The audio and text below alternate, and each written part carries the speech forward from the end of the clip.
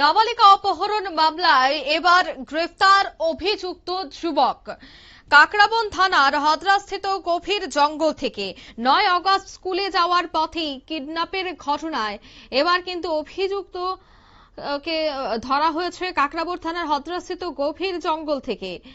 এই পুরো ঘটনায় জানা গেছে যে হদ্রা এলাকার একটি জঙ্গল থেকে অভিযুক্ত মমিন হোসেনকে গ্রেফতার করে পুলিশ এবং পরিবার সূত্রে জানা যায় যে 9 আগস্ট দুপুরে স্কুলে যাওয়ার পথে এই নাবালিকা নিখোঁজ হয়ে যায়। পরিবারের অভিযোগ ওই সময়ে মমিন হোসেন নামে এক যুবক নাবালিকাকে নিয়ে পালিয়ে গেছে। ঘটনার পর নাবালিকার কাকার পক্ষ থেকে কাকরাবন থানায় অভিযোগ জানানো হয়। অপহরণ এবং নাবালিকা পাচারের অভিযোগের মামলা দায়ের হয়।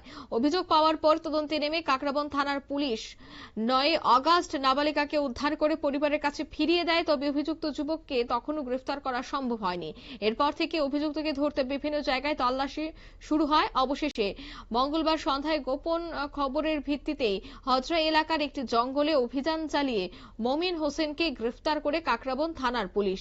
এ বিষয়ে কি বলছেন কাকরাবন থানার ওসি গোপাল শুক্ল দাস, শোনাবো। 9/8/2026 ইংরেজি সন্ধ্যার সময় একটা কমপ্লেন আসে যে একজন নাবালিকা মেয়ে মুরাপাড়া এরিয়া স্কুলে যাওয়ার সময় সে কিডন্যাপ হয়। তো এই মোতাবেক আমরা একটা সতর্কতা মামলা নিই, পক্সো একটা মামলা নিই। ছেলেটার খোঁজখবর নিয়ে ছেলেটার নামও পাওয়া গেছে, যার সঙ্গে মেয়েটা পালিয়ে গেছে। তখন আমরা মামলা নেওয়ার পরে ওই দিনেই আমরা নাবালিকা মেয়েকে উদ্ধার করতে পারি এবং উদ্ধার করতে সক্ষম হই এবং তার আমাদের প্রসিডিউর মতে তার মেজরিটি হিসেবে আমরা মেয়ের লিগেল গার্ডিয়ান কাছে হ্যান্ডওভার করি এবং গতকালকে সন্ধ্যার সময় আমরা ছেলেটাকে অ্যারেস্ট করতে সক্ষম হই। ভদ্রা এলাকায় খবর পেয়ে আমরা গিয়ে ছেলেটাকে অ্যারেস্ট করে নিয়ে আসি। আজকে তাকে কোর্টে প্রেরণ করা হবে। ছেলেটির নাম কি স্যার? ছেলেটির নাম হচ্ছে মমিন হোসেন, বাবার নাম লাল মিয়া। বয়স 19 বছর। ওনার বিরুদ্ধে কি কি ধারার মামলা নেওয়া হয়েছে?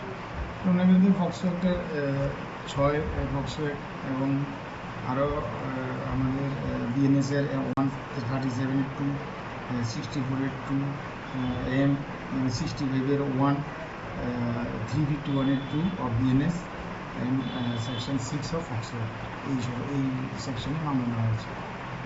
এখন কোর্টে কবে প্রেরণ করা হবে? আজকেই আমরা কোর্টে তাকে প্রেরণ করব। এই মামলার দায়িত্বে কোন অফিসার রয়েছে? এই মামলা আমাদের